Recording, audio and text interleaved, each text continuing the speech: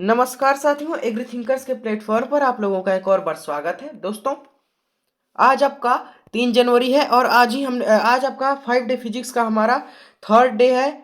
और इसके पहले हमने आज ही आपको हमारे चैनल पर जो है पार्ट 1 मिल चुका होगा, जो हमारा वैद्युत यानी इलेक्ट्रिसिटी, जो फिजिक्स का मोस्ट इंपॉर्टेंट ब्रांच है, वो हमने स्टार्ट किया। पार्ट 1 हमने अपने चैनल पर जो है वो आपको प्रोवाइड कराया।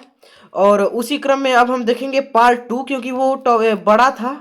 ये इलेक्ट्रिसिटी जो है ये बड़ा ब्रांच है, बड़ी है इसमें, तो इसीलिए इसको हमने 2 पार्ट में डिवाइड किया। चलिए हम जल्दी से इसको शुरू करते हैं।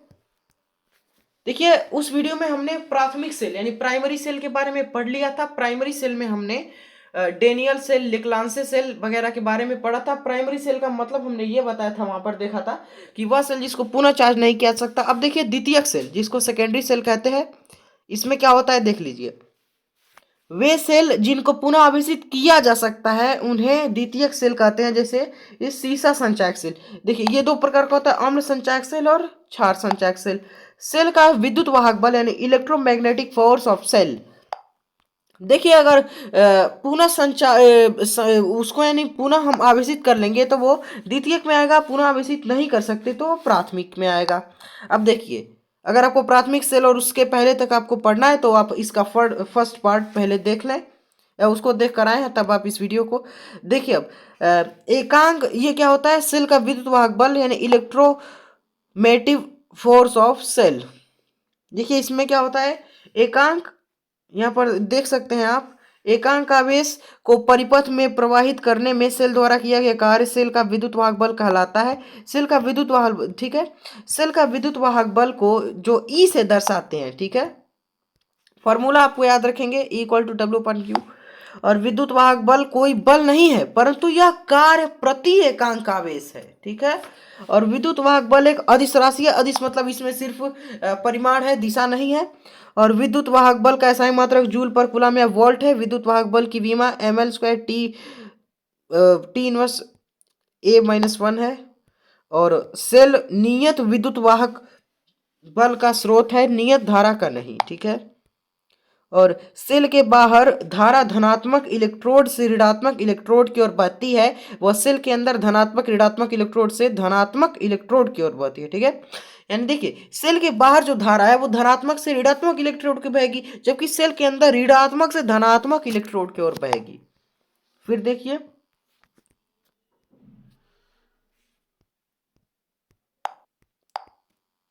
फिर यहाँ पर जब सेल के विद्युत अपघट्य से होकर धारा गुजरती है तो विद्युत अपघट्य धारा के मार्ग में रुकावट उत्पन्न करता है। उसे सेल का क्या कहते हैं? उसे सेल का आंतरिक प्रतिरोध कहते हैं। और सेल का निरूपण ये इस प्रकार से हम सेल को यानी दिखाते हैं, ऐसे रहता है, यहाँ पर प्लस रखते हैं, एक और माइनस रखते हैं, ठीक है। और सेल का आंतरिक प्रतिरोध निर्भर करता है प्लेटों के डूबे भाग के एरिया पर और प्लेटों के बीच की दूरी पर, विद्युत अपघट्य की सांद्रता पर और ताप पर। सेल का आंतरिक प्रतिरोध प्लेटों के डूबे भाग के क्षेत्रफल के व्युत्क्रमानुपाती होता है, यानी R ∝1/A होता है। और सेल का आंतरिक प्रतिरोध प्लेटों के बीच की दूरी के समानुपाती होता है। और सेल का आंतरिक प्रतिरोध विद्युत अपघट्य की सांद्रता के समानुपाती होता है। ताप बढ़ाने पर सेल का आंतरिक प्रतिरोध बढ़ जाता है। वह सेल जिसका आंतरिक प्रतिरोध शून्य होता है उसे आदर्श सेल का, देखिए आंतरिक प्रतिरोध शून्य होगा तो उसे कहेंगे हम आदर्श सेल। फिर देखिए सेल की धारा का सूत्र यहाँ पर दिया गया, इसको आप जरूर ध्यान में रखेंगे। I = E/r और बाह्य प्रतिरोध के सिरों के विभवांतर को टर्मिनल विभवांतर कहते हैं। टर्मिनल विभवांतर पूछा जाता है तो बाह्य प्रतिरोध के सिरों के विभवांतर होते हैं। टर्मिनल विभवांतर का सूत्र यहाँ पर देख सकते हैं, V = IR। टर्मिनल विभवांतर V एंड विद्युत वाहक बल, ये विवा बल मतलब विद्युत वाहक बल में संबंध यहाँ पर दिया गया है। समीकरण आप जरूर सूत्र को ध्यान में रखेंगे। जब सेल निरावेशित यानी डिस्चार्ज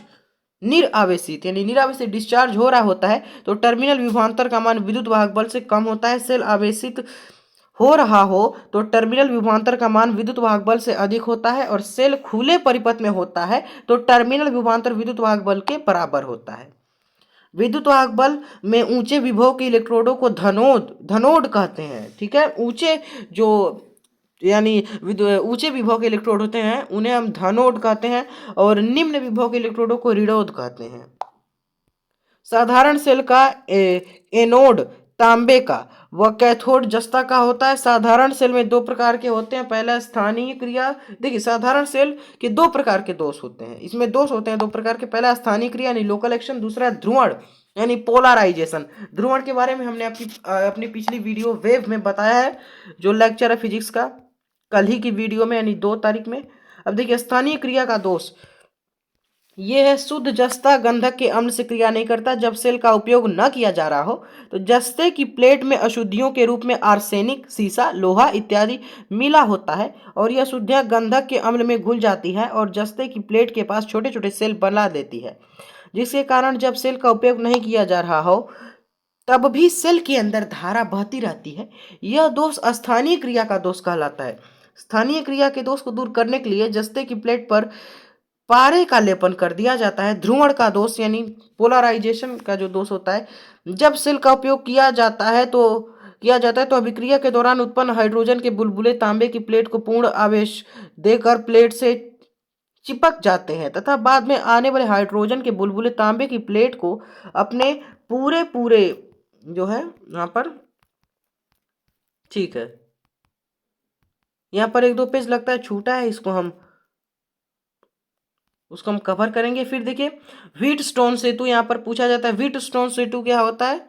व्हीटस्टोन सेतु मतलब ये है, 4 प्रतिरोधों किसी चतुर्भुज की 4 भुजाओं द्वारा दिखाई दे चित्र के अनुसार व्यवस्थित हो, ठीक है, यानी ये जो फिगर है इसके अनुसार व्यवस्थित हो, तो इसको क्या कहेंगे, चित्र के अनुसार व्यवस्थित होना व्हीटस्टोन सेतु कहलाता है। इसको आप ध्यान में रखेंगे, व्हीटस्टोन सेतु का यानी 4 प्रतिरोध किसी चतुर्भुज की चारों भुजाओं द्वारा दिखाई दे चित्र के अनुसार व्यवस्थित होना व्हीटस्टोन सेतु कहलाता है, ठीक है।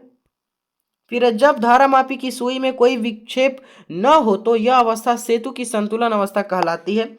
संतुलन अवस्था की शर्त यहाँ पर दिया गया है, P/Q = R/S, ठीक है, यहाँ पे आप फिगर भी देख सकते हैं। फिर है व्हीटस्टोन सेतु के सिद्धांत पर आधारित युक्तियां, ये मीटर सेतु है और पोस्ट ऑफिस बॉक्स है। देखिए मीटर सेतु, इसमें क्या है, मीटर सेतु वह युक्ति है जिसकी सहायता से किसी दिए गए तार का प्रतिरोध ज्ञात किया जा सकता है। मीटर सेतु का कार्य करता है व्हीटस्टोन सेतु की संतुलित अवस्था पर मीटर सेतु कार्य करता है। अब देखिए मीटर सेतु में प्रयुक्त पत्तियां तांबे की होती हैं। मीटर सेतु का तार मिश्र धातु, इसमें मैग्नीन अथवा कांस्टेटन, मेनली 2 ही होती है, मैग्नीन अथवा कांस्टेटन का बना होता है। मैग्नीन, देखिए यहाँ पर मैग्नीन किसका, तो manganese plus nickel plus copper plus iron यानी फेरस, इन सभी से मैग्नीन बना होता है। मैग्नीन अथवा कांस्टेटन के तार का प्रतिरोध ताप के साथ नहीं बदलता है। मैग्नीन अथवा कांस्टेटन के लिए प्रतिरोध ताप गुणांक नगण्य होता है, यानी नेग्लिजिबल उनके लिए होता है। प्रमाणित प्रतिरोध बॉक्स का प्रतिरोध बनते हैं ये मैग्नीन, ये भी मैग्नीन एंड कांस्टेटन की वैद्युत प्रतिरोधकता उच्च होती है यदि शून्य विक्षेप की लंबाई L है तो अज्ञात प्रतिरोध, देखिए अज्ञात प्रतिरोध क्या होगा, यहाँ पर दिया गया है S = R 100 - L/N। अब देखिए जहां R प्रतिरोध, R ज्ञात प्रतिरोध है, ठीक है। वोल्ट मीटर से मापते हैं दो बिंदुओं के बीच का विभवांतर। वोल्ट मीटर को समांतर क्रम में जोड़ते हैं, ये हमने पिछली वीडियो में भी पढ़ा था। वोल्ट मीटर का साइन ये होता है, इसको भी हमने पिछली वीडियो में पढ़ा था। आदर्श वोल्ट मीटर का प्रतिरोध अनंत होता है, ठीक है। उसके बाद से आप देख सकते हैं यहाँ पर फिर दिया गया विभव मापी क्या है, तो विभव मापी वह युक्ति है जिसकी सहायता से दो बिंदुओं के बीच का विभवांतर ज्ञात किया जा सकता है। सेल का विद्युत वाहक बल ज्ञात किया जा सकता है इसी के द्वारा, और सेल का आंतरिक प्रतिरोध ज्ञात किया जा सकता है। यानी सब विभव मापी के कार्य हैं जो हम विभव मापी से कर सकते हैं। दो सेलों के विद्युत वाहक बलों की तुलना कर सकते हैं। क्या क्या कर सकते हैं, तो यहाँ पर दो बिंदुओं के बीच विभवांतर ज्ञात कर सकते हैं, सेल का विद्युत वाहक बल ज्ञात कर सकते हैं, और इसके अलावा जो है हम विभव मापी की सहायता से सेल का आंतरिक प्रतिरोध भी ज्ञात कर सकते हैं और दो सेलों के विद्युत वाहक बल की तुलना भी कर सकते हैं। फिर देखिए वोल्ट मीटर विक्षेप स्थिति पर कार्य करता है परंतु विभव मापी शून्य विक्षेप की स्थिति पर कार्य करता है। वोल्ट मीटर की तुलना में विभव मापी सर्वश्रेष्ठ है। विभव मापी को आदर्श वोल्ट मीटर कहते हैं। विभव मापी का प्रतिरोध अनंत है। विभव मापी के तार की लंबाई 4 से 12 मीटर होती है, 4 मीटर से 12 मीटर, यानी कम से कम 4 मीटर, अधिकतर 12 मीटर होगी अधिकतम। विभव मापी का तार होता है मैग्नीन अथवा कांस्टेटन का, और विभवमापी की सहायता से किसी सेल का विद्युत वाहक बल ज्ञात करना, ये देखिए यहाँ पर डायग्राम भी बनाया गया है। और माना विभवमापी के तार की ये जो एल वो तार का प्रतिरोध आर है और तार की लंबाई एल है। विभवमापी के तार, देखिए यहाँ पर फॉर्मूला, इसको आप ध्यान में जरूर रखेंगे। और विभवमापी के तार प्रतिरोध VAB इक्वल टू IXR। देखिए विभवमापी तार के प्रतिरोध एकांक लंबाई के विभवांतर को विभव प्रवणता कहते हैं। विभव प्रवणता पूछा जाता है, ध्यान में रखेंगे। इसका फॉर्मूला है Q equal to VAB upon L। विभव प्रवणता का मात्रक वोल्ट पर मीटर होता है। वोल्ट मीटर वैद्युत फ्लक्स का मात्रक भी होता है। यदि विभवांतर के तार की विभव प्रवणता R हो, वह शून्य विक्षेप की लंबाई L हो, तो दिए गए सेल का विद्युत वाहक बल इक्वल टू KL होगा। फिर देखिए यहाँ पर क्या दिया गया है, विभवमापी की सहायता से दो सेलों के विद्युत वाहक बल की तुलना करना। कैसे तुलना करेंगे विभवमापी की सहायता से? देखिए उनका दो सेलों के विद्युत वाहक बल का अनुपात यहाँ पर हम देख लेंगे। E1 अपान E2 इंटू L1 अपान L2V। और विभवमापी के तार की लंबाई बढ़ाने पर विभवमापी की सुग्राह्यता बढ़ जाती है। विभवमापी की सुग्राह्यता विभव प्रवणता के व्युत्क्रमानुपाती होती है। विद्युत धारा का ऊष्मीय प्रभाव, इसमें क्या है? देखिए विद्युत धारा के ऊष्मीय प्रभाव में किसी तार में प्रवाहित धारा से तार का गर्म हो जाना विद्युत धारा का ऊष्मीय प्रभाव कहलाता है। विद्युत धारा के ऊष्मीय प्रभाव के कारण इलेक्ट्रॉनों का परमाणुओं से संघट्ट होता है। और फिर क्या है, आवेश प्रवाहित कराने में किसी सेल द्वारा किया गया कार्य वैद्युत कार्य कहलाता है। वैद्युत कार्य यहाँ पर देख सकते हैं W equal to Q into V joule. और इसी को या और यानी इसके अलावा V equal to VJ plus joule. और देखिए उसके बाद ये फॉर्मूलेज आप जरूर ध्यान में रखेंगे। कार्य ही ऊर्जा है। देखिए कार्य करने की क्षमता को ऊर्जा कहते हैं, मतलब कार्य ही ऊर्जा है। वैद्युत ऊर्जा का सूत्र क्या है? V equal to QV equal to VIT equal to J2R2 equal to V2 upon R into T। ऊष्मा एक प्रकार की ऊर्जा है, ठीक है, हीट एनर्जी जिसको कहते हैं। ऊष्मा उत्पन्न ऊष्मा का सूत्र यहाँ पर फॉर्मूला भी आप ध्यान में रखेंगे। H equal to V2 upon R into T equal to VJT upon J2R, ठीक है। इसे जूल का नियम भी कहते हैं। वैद्युत शक्ति या सामर्थ्य, इसी को हम वैद्युत शक्ति यानी शक्ति या पावर या सामर्थ्य, इसी के बारे में। कार्य करने की दर को शक्ति कहते हैं। कार्य करने की दर को शक्ति कहेंगे, लेकिन कार्य करने की क्षमता को ऊर्जा कहेंगे। फॉर्मूला इसका होता है P equal to W upon T, ठीक है। इसका मतलब है P मतलब पावर, W मतलब वर्क, T मतलब टाइम। मात्रक इसका जूल पर सेकेंड या वाट होता है। फिर देखिए कार्य, ऊर्जा, ऊष्मा, शक्ति, ये चारों अदिश राशियां हैं, यानी चारों में सिर्फ परिमाण होता है, दिशा नहीं होती। कार्य, ऊर्जा, ऊष्मा का विमा, चारों की विमा ml² T-2 होती है। और कार्य ऊर्जा का SI मात्रक जूल होता है। कार्य ऊर्जा का CGS मात्रक अर्ग होता है। CGS मतलब सेंटीमीटर ग्राम सेकेंड अर्ग, और SI मात्रक जूल। 1 जूल बराबर 10 पर 1 अर्ग होता है। ऊर्जा के अन्य मात्रक कैलोरी, अन्य मात्रकों में कैलोरी है, इलेक्ट्रॉन वोल्ट है, किलोवाट घंटा है। 1 कैलोरी बराबर 4.18 जूल। 1 किलो कैलोरी बराबर 4.18 into 10⁻³ joule. 1 electron volt equal to 1.6 into 10⁻⁻19 joule. फिर देखिए किलोवाट घंटा ऊर्जा का व्यापार, देखो किलोवाट घंटा जो है वो ऊर्जा का व्यापारिक मात्रक है, जिसे बोर्ड ऑफ ट्रेड यूनिट यानी BOTU नहीं, बोर्ड ऑफ ट्रेड यूनिट या यूनिट कहते हैं किलोवाट घंटा को। एक यूनिट बराबर 1 किलोवाट घंटा बराबर 3.6 गुणे 10 पर 6 joule equal to 3.6 mega joule. यूनिटों की संख्या, देखिए यूनिटों की, ये पूछा जाता है फॉर्मूला इसका, और इससे न्यूमेरिकल भी बनते हैं एग्जाम में, तो आप इस फॉर्मूले को ध्यान में रखेंगे। यूनिटों की संख्या बराबर वाट गुणे घंटा अपन 1000, इसको कहते हैं यूनिटों की संख्या बराबर वाट घंटा बटे 1000। फिर देखिए 1 किलोवाट बराबर 10 पर 3 वाट, 1 मेगावाट बराबर 10 पर 6 वाट, और 1 गीगावाट बराबर 10 9 वाट। और ये शक्ति के बड़े मात्रक है किलोवाट, मेगावाट, गीगावाट। अश्वशक्ति भी शक्ति का मात्रक है, जिसको हार्स पावर कहते हैं। 746 वाट के बराबर होते हैं, यानी 0.746 किलोवाट के बराबर। और 1 किलोवाट में 1.34 हार्स पावर होता है। फिर देखिए वैद्युत शक्ति के सूत्र आप ध्यान में रखेंगे। मात्रक इसका वोल्ट गुणे ampere equal to watt equal to joule per second, ampere square into ohm equal to watt equal to joule per second, volt metre square, और ohm watt equal to joule per second. फिर देखिए वैद्युत bulb का filament ये आपने बहुत पहले से भी पढ़ा होगा। वैद्युत बल्ब का जो फिलामेंट है वो टंगस्टन का बना होता है। टंगस्टन की विशेषता क्या है? उच्च गलनांक व उच्च प्रतिरोधकता इसकी होती है, यानी विशिष्ट प्रतिरोध। और हीट ये भी आपने पढ़ा होगा, हीटर का जो तार है, जो हीटर का कुंडली है वो नाइक्रोम धातु का बना होता है। नाइक्रोम मिश्र धातु है, किसकी किसकी मिश्र धातु है? निकल, और ये Cr है, कॉपर है, फेरस यानी आयरन है, निकिल, क्रोमियम, कॉपर, आयरन। अब देखिए फ्यूज तार होता है टिन यानी Sn, लेड यानी Pb, और वह मिश्र धातु का है। Sn 63% होता है, यानी टिन 63% होता है फ्यूज तार में, और 37% Pb यानी लेड होता है। फ्यूज तार की विशेषता क्या है? फ्यूज तार की विशेषता यह है कि प्रतिरोधकता उच्च व गलनांक निम्न होता है। यदि किसी वैद्युत बल्ब पर 220 वोल्ट माइनस 100 वाट लिखा गया हो तो इसका अर्थ क्या है? इसका अर्थ यह है कि 220 वोल्ट की सप्लाई पर 1 सेकेंड में 100 जूल की ऊर्जा 1 सेकेंड में खर्च करेगा। यदि किसी वैद्युत बल्ब पर 220 W माइनस 100 वाट लिखा हुआ है तो इसका मतलब क्या है? तो बल्ब से प्रवाहित धारा, ये देखिए 5/11 आंसर होगा। इसको आप जरूर ध्यान में रखेंगे न्यूमेरिकल्स को। P1 व P2 सामर्थ्य के दो बल्ब श्रेणी क्रम में जुड़े हुए हो तो इनका तुल्य सामर्थ्य क्या होगा? P equal to P1 P2 upon P1 plus P2 होगा। चुंबकीय क्षेत्र यानी मैग्नेटिक एरिया, मैग्नेटिक कहते हैं किसी चुंबक के चारों ओर का वह क्षेत्र जहां पर चुंबकीय सुई बल आघूर्ण का अनुभव करती है उसे चुंबकीय क्षेत्र कहते हैं।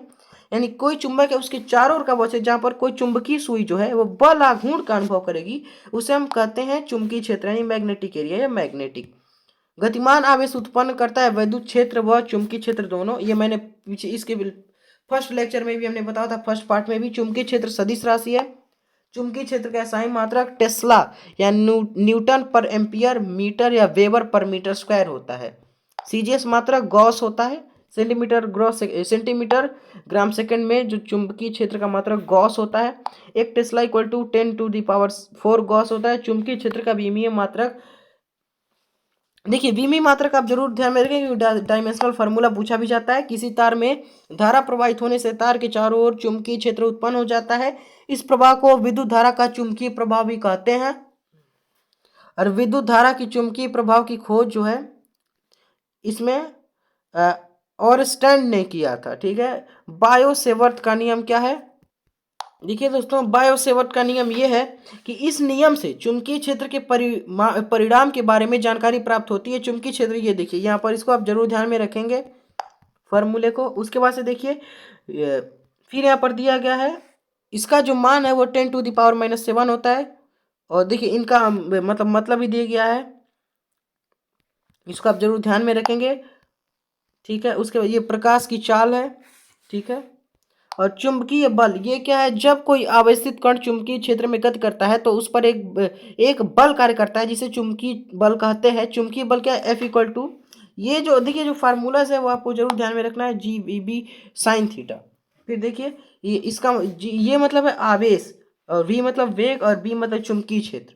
अब देखिए यहाँ पर दिया गया है जब किसी धारावाही चालक तार को चुंबकीय क्षेत्र में रखा जाता है तो तार पर एक बल कार्य करता है जिसे चुंबकीय बल कहते हैं। धारावाही चालक पर तार पर चुंबकीय बल, ये देखिए फॉर्मूला यहाँ पर भी, इसको आप जरूर फॉर्मूले को लिख कर याद कर लें क्योंकि इसी से न्यूमेरिकल बनते हैं। जब आवेशित कण चुंबकीय क्षेत्र में लंबवत गति करे तो उस पर लगने वाला बल अधिकतम होगा तथा आवेशित कण का पथ वृत्ताकार होगा। फिर देखिए नोट, ये कुछ नोट पॉइंट्स है, इंपॉर्टेंट है, इंपॉर्टेंट पूरा ही है। ठीक है, पूरी यूनिट ही इंपॉर्टेंट है फिजिक्स में, इलेक्ट्रिसिटी। फिर देखिए एक समान वैद्युत क्षेत्र में आवेशित कण का समान पथ जो है, समान पथ गमन। अब देखिए आवेशित कण चुंबकीय क्षेत्र में लंबवत प्रवेश करे तो पथ होगा वृत्ताकार, और आवेशित कण चुंबकीय क्षेत्र में समांतर प्रवेश करें तो पथ रेखीय होगा। देखिए जैसे अगर जो आवेशित कण है वो जो हमारे मैग्नेटिक यानी चुंबकीय क्षेत्र में वो लंबवत प्रवेश करेंगे तो जो पथ होगा वो वृत्ताकार होगा, लेकिन वही अगर समांतर प्रवेश करते हैं तो सरल रेखीय पथ होगा। देखिए आवेशित कण चुंबकीय क्षेत्र में तिरछा प्रवेश करे तो पथ कुंडलीवत यानी सर्पिलाकार होगा। दंड चुंबक व धारा लूप को चुंबकीय द्विध्रुव कहते हैं। जब किसी चुंबकीय द्विध्रुव को चुंबकीय क्षेत्र में रखा जाता है तो उस पर एक बल आघूर्ण कार्य करता है। धारामापी, इसको हम कहते हैं इंग्लिश में गैल्वेनोमीटर। वह युक्ति जिसकी सहायता से परिपथ में अल्प धारा अथवा अल्प वोल्टता की उपस्थिति का ज्ञान करते हैं उसे धारामापी यानी गैल्वेनोमीटर कहते हैं। धारामापी की क्रियाविधि, आधारित है विद्युत धारा के चुंबकीय प्रभाव पर और धारा मापी को उपयोग में लाया जा सकता है अमीटर व वोल्टमीटर दोनों की भांति। फिर देखिए धारा मापी को अमीटर में कैसे बदलेंगे, तो धारा मापी को अमीटर में बदलने के लिए धारा मापी के समांतर क्रम में एक अल्प प्रतिरोध का तार जोड़ देते हैं जिसे शंट प्रतिरोध कहते हैं, जिसको ऐसे प्रदर्शित करते हैं। शंट प्रतिरोध का सूत्र क्या है, सूत्र आप बिल्कुल ध्यान में रखेंगे यहाँ पर, एस इक्वल टू आई जी और अपान आई माइनस आई, ठीक है। जहाँ ये इसका मतलब है अमीटर की धारा आई का और आई जी का मतलब है धारा मापी की धारा। आदर्श अमीटर का प्रतिरोध शून्य होता है, यहाँ पर दिया गया डायग्राम भी। धारा मापी को एन गुना परास का अमीटर बनाने के लिए शंट प्रतिरोध बनाना, ये ध्यान में रखेंगे। धारा मापी को वोल्टमीटर में बदलना, गैल्वेनोमीटर को यानी जिसको धारा मापी कहते हैं, तो उसी को गैल्वेनोमीटर को वोल्टमीटर में बदलने के लिए गैल्वेनोमीटर के श्रेणी क्रम में एक उच्च प्रतिरोध का तार जोड़ दिया जाता है। यानी गैल्वेनोमीटर इसको वोल्टमीटर में बदलना है तो उसके श्रेणी क्रम में का एक उच्च प्रतिरोध का तार जोड़ देंगे उसमें। और धारा मापी को वोल्टमीटर में बदलने के लिए उच्च प्रतिरोध का सूत्र, देखिए सूत्र जो है ये आपको बिल्कुल अच्छे तरह से सारे फॉर्मूला याद करने हैं। आदर्श वोल्टमीटर का प्रतिरोध अनंत होता है। जब धारा मापी को n गुना परास के वोल्टमीटर में बदलना हो तो श्रेणी क्रम में जोड़ा गया प्रतिरोध होगा R equal to n minus 1G। और डीसी अमीटर डायरेक्ट करंट का जो अमीटर, डीसी अमीटर मापता है धारा का वास्तविक मान, एसी अमीटर यानी अल्टरनेटिंग अमीटर तप्त तार अमीटर मापता है, इसी को तप्त तार अमीटर भी कहते हैं, एसी अमीटर को धारा का काल्पनिक मान, जबकि डीसी अमीटर वास्तविक मान और एसी अमीटर काल्पनिक मान, इसे वर्ग माध्य मूल मान, ठीक है, कहते हैं भी। फिर क्या है यहाँ पर, एसी धारा को डीसी अमीटर से नहीं मापा जा सकता है क्योंकि एक पूर्ण चक्र में प्रत्यावर्ती धारा का औसत मान शून्य होता है। प्रत्यावर्ती वोल्टता, ठीक है, यहाँ पर दिया गया ये कि प्रत्यावर्ती वोल्टता के बदलने वाली युक्ति को देखिए प्रत्यावर्ती वोल्टता के बदलने वाली जो युक्ति होती है उसे ट्रांसफार्मर कहते हैं, इसको आपने देखा ही है। और क्या है, फिर ट्रांसफार्मर केवल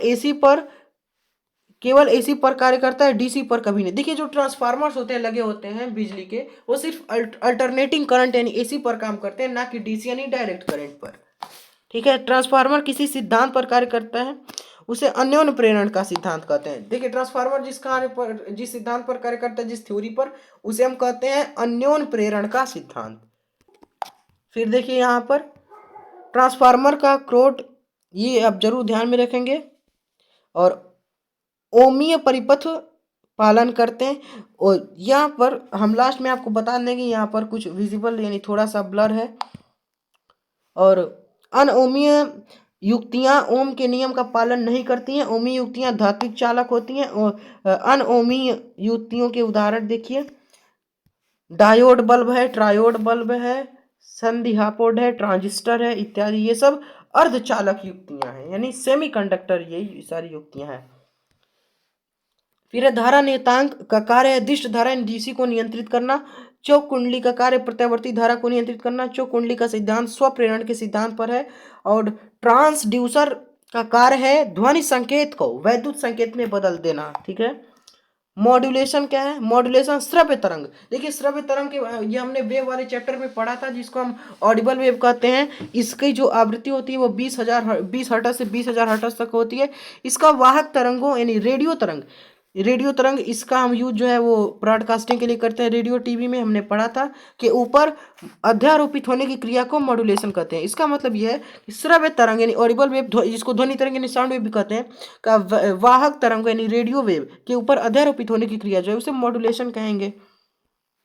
यहाँ पर जो परिपथ अवयव यानी परिपथ में क्या क्या होता है, देखिए प्रतिरोधक, प्रतिरोध ओम, यानी इसका दिया गया है ये डायग्राम, जो इसका साइन बनाया गया है।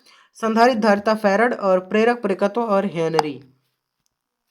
देखिए प्रतिरोध धारा में प्रवाह का प्रतिरोध जो है यहाँ पर दिया गया है। प्रतिघात धारा में परिवर्तन में विरोध का गुणात्मक, इसे रिपीटेंस होता है। और प्रतिरोध तथा प्रतिघात दोनों का मात्रक ओम होता है। जब प्रतिरोध व यहाँ पर दिए गए, जब प्रतिरोध व प्रतिघात श्रेणी क्रम में जुड़े हो तो इनका तुल्य प्रतिबाधा Z कहलाता है। इस Z से प्रदर्शित करते हैं, इसका मात्रक भी ओम होगा। प्रतिबाधा निकालने का सूत्र Z equal to √R² + X²। तो दोस्तों देखिए, अब ये मैंने बहुत जल्दी जल्दी कवर किया, तो लगभग आधे घंटे इसमें हो गए और लगभग आधे आधे ही घंटे उस इसके फर्स्ट पार्ट में हुए थे, तो इसलिए मैंने इसको 2 पार्ट में डिवाइड किया था। अब आप इन जो डिस्कस यहाँ पे कुछ दिए गए हैं इंस्ट्रक्शंस, इनको फॉलो करेंगे और इसके पीडीएफ के लिए आप हमारे व्हाट्सएप ग्रुप को ज्वाइन करें। वहाँ पर इसकी और फर्स्ट पार्ट की पीडीएफ मैं पोस्ट करूँगा, आप डाउनलोड कर सकते हैं, अपने नोट्स बना सकते हैं। और डिस्क्रिप्शन में हमारे और भी प्लेलिस्ट के लिंक हैं, जैसे जिसमें आप बोर्ड की अपने एग्रीकल्चर के जो 11th-12th बोर्ड है और बाकी सारे एग्जाम्स की, एंट्रेंस एग्जाम, बीएससी एग्रीकल्चर वगैरह की भी तैयारी कर सकते हैं। वहाँ पर मैंने टेस्ट सीरीज दिया है और पेपर्स भी सॉल्व कराए, तो उससे आप अपनी तैयारी को और स्ट्रांग बनाएंगे। तो मिल लेते हैं फिर किसी ऐसे ही नॉलेजेबल वीडियोज़ के लिए। तब तक के लिए देखते रहे agri thinkers. Thanks for watching.